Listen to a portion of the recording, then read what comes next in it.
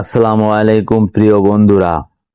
যৌন দুর্বলতা, অতিরিক্ত স্বপ্নদোষ বা শুক্রপাতের সমস্যা? তাহলে এই ভিডিও দেখুন। আজকের ভিডিওতে আমরা আলোচনা করব একটি ইউনানি ওষুধ নিয়ে, যার নাম স্পামার্টিন ট্যাবলেট। এই ওষুধটি মূলত পুরুষদের যৌন দুর্বলতা, অতিরিক্ত স্বপ্নদোষ বা শুক্রপাতের সমস্যায় ব্যবহার করা হয়। অনেকে এই ওষুধ সম্পর্কে শুনেছেন কিন্তু ঠিকভাবে জানেন না এটা আসলে কি, কিভাবে কাজ করে, কাদের জন্য ভালো এবং কিভাবে খেতে হয়। আজকের ভিডিওতে আমরা সহজ ভাষায় এই সব বিষয়ে বিস্তারিতভাবে জানব, তাই ভিডিওটি শেষ পর্যন্ত দেখার অনুরোধ রইল।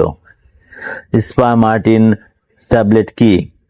স্পামার্টিন ট্যাবলেট মূলত একটি ইউনানি হার্বাল মেডিসিন। এটি তৈরি করেছেন বিখ্যাত ইউনানি কোম্পানি হামদাদ ল্যাবরেটরিজ।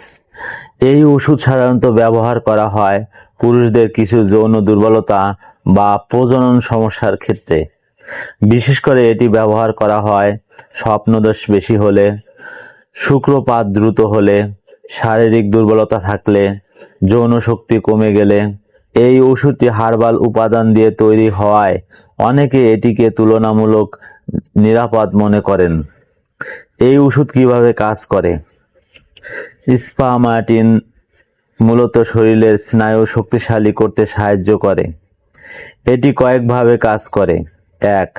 স্নায়ু শক্তি বাড়ায়। যৌন সমস্যার বড় কারণ হলো স্নায়ু দুর্বলতা। এই ওষুধ স্নায়ুকে শক্তিশালী করতে সাহায্য করে। 2. শরীরে শক্তি বৃদ্ধি করে। অনেক সময় শরীরের দুর্বলতার কারণে যৌন সমস্যা দেখা দেয়। এটি শরীরের সামগ্রিক শক্তি বাড়াতে সাহায্য করে। 3. শুক্রের মান উন্নত করতে সাহায্য করে। কিছু ক্ষেত্রে এটি শুক্রের ঘনত্ব ও মান উন্নত করতে সহায়তা করতে পারে। কোন সমস্যায় এই ওষুধ ব্যবহার করা হয়? সাধারণত ডাক্তাররা স্পামার্টিন ব্যবহার করতে বলেন অতিরিক্ত স্বপ্নদোষ, দ্রুত বীর্যপাত, যৌন দুর্বলতা, শরীরের ক্লান্তি, স্নায়বিক দুর্বলতা। তবে মনে রাখতে হবে, সব সমস্যার জন্য একই ওষুধ কাজ নাও করতে পারে, তাই ডাক্তারের পরামর্শ নেওয়া খুব গুরুত্বপূর্ণ। কিভাবে খেতে হয়? সাধারণভাবে স্পামার্টিন খাওয়ার নিয়ম হলো 1-2টি ট্যাবলেট দিনে 2 বার খেতে হবে, সকালে ও রাতে। খাওয়ার পরে খেতে হবে। অনেকে এটি দুধের সাথে খেতে বলেন, কারণ এতে শরীর বেশি শক্তি পায়। তবে ঠিক ডোজ অবশ্যই ডাক্তারের পরামর্শ অনুযায়ী নিতে হবে। সম্ভাব্য পার্শ্ব প্রতিক্রিয়া। যেহেতু এটি হার্বাল ঔষধ, তাই সাধারণত বড় কোনো পার্শ্ব প্রতিক্রিয়া দেখা যায় না, তবে কিছু ক্ষেত্রে দেখা যেতে পারে। হালকা পেটের সমস্যা, গ্যাস, অ্যালার্জি। যদি কোনো অস্বাভাবিক সমস্যা দেখা দেয়, তাহলে দ্রুত ডাক্তারের সাথে যোগাযোগ করা উচিত। কারা এই ওষুধ খাবেন না?